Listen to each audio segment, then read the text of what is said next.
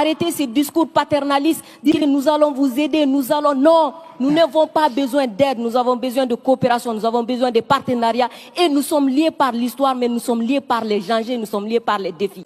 Monsieur le Président, que ce qui se passe au Sahel n'est que les conséquences de ce qui a été fait en Libye. Cette intervention en Libye où vous avez oublié, quand je parle de vous, je ne parle pas de votre personne, je parle de votre position. Vous avez oublié l'existence de l'Union africaine. Monsieur le Président, vous l'aimez le dire.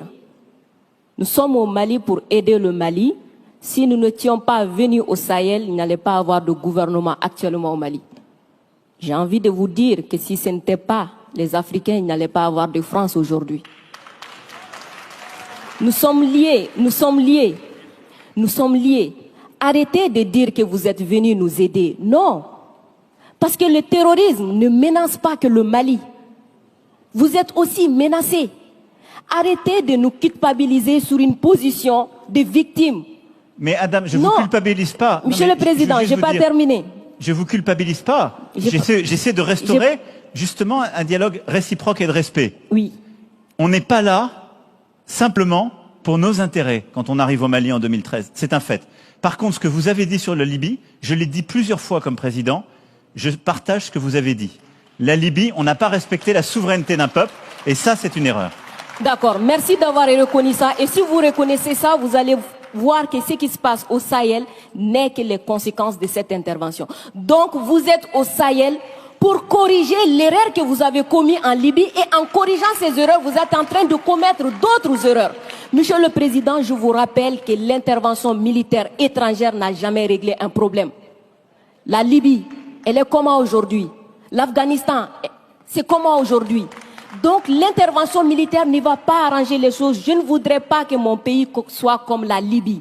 Prenez votre responsabilité et surtout arrêtez de dire que nous sommes là pour vous aider. Non, vous n'êtes pas là pour nous aider. On est ensemble. On a un ennemi commun. On le combat ensemble. Et pour finir, ces sorties ces derniers jours entre vous et les autorités maliennes, c'est juste une honte. Parce que c'est une honte, vous avez le même ennemi et l'ennemi il est grandi. L'ennemi il prend de l'ampleur dans ça. Dites-leur, faites-moi plaisir, dites-leur. Du coup, arrêtez ça, arrêtez ces discours paternalistes, dire que nous allons vous aider, nous allons... Non, nous n'avons pas besoin d'aide, nous avons besoin de coopération, nous avons besoin de partenariat et nous sommes liés par l'histoire, mais nous sommes liés par les enjeux, nous sommes liés par les défis. Mais je suis 100% d'accord avec ce que vous venez de dire. Mais après, vous pouvez pas me dire... Vous ne pouvez pas couvrir les propos inacceptables qui ont été tenus par des gens qui, eux, n'ont ni la légitimité ni la légalité pour eux. Or, ils ont tenu des propos inacceptables. Non, mais je vous le dis. Et vous ne pouvez pas me dire, on doit avoir un dialogue équilibré, réciproque, et me dire, dès que je vous parle avec le cœur et que je vous dis la vérité, je serai paternaliste. Je ne suis pas paternaliste, je suis sincère. J'ai droit à la même sincérité que vous. Me demandez pas, dès que je dis la vérité, je serai paternaliste. On ne va jamais s'en sortir.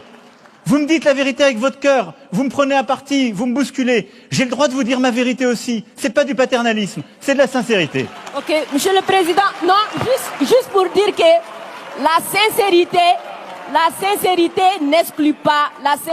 n'exclut pas la courtoisie, la sincérité. Mais je suis courtois comme vous l'êtes avec moi, Adam. Oui. Nous sommes courtois les uns. Je suis carrément d'accord avec vous, Monsieur le Président. C'est juste vous dire que j'adore votre sincérité, mais elle n'exclut pas le respect, elle n'exclut pas la courtoisie. Je pense que nous avons l'un et l'autre, là dans le débat, une très grande courtoisie. Absolument. Et on fait la démonstration qu'il n'y a pas de paternalisme, il n'y a pas d'agressivité, il y a une vraie sincérité, mais il n'y a pas de tabou. Et ce que vous avez décrit sur ce qu'on fait au Sahel, c'est exactement ça. Moi, je ne pense pas que l'intervention militaire soit l'alpha et l'oméga. Je pense le contraire. Et donc, le problème que vous avez aujourd'hui, c'est qu'il y a une autorité de transition qui dit « ils devraient rester là militairement, parce qu'ils ne veulent pas faire le travail ». Nous, mais exactement, il y a des accords avec des engagements de toutes les parties. Et donc, nous, on est là pour la sécurité, mais à côté de ça, depuis 2017, on a l'Alliance internationale pour le Sahel, qui est de l'aide au développement avec la Banque mondiale, l'Allemagne, tous les pays, justement, européens et autres, qui est cet investissement solidaire qu'on a dans la région. Et il y a le rôle du retour de l'État. Chacun doit faire sa part. Et plus vite le reste est fait, plus on peut se retirer militairement, ce qui est beaucoup mieux. Parce que je vais être clair avec vous, je partage totalement la finalité jamais une intervention militaire ne remplace le travail d'un État. Jamais. Et moi, je peux vous dire les yeux dans les yeux que je n'ai jamais envoyé l'armée française contre un État souverain ou pour remplacer un État souverain. C'est ce qui a été fait en Afghanistan, ce qui a été fait en Libye. C'est la grande différence avec le Sahel. Refermons le chapitre.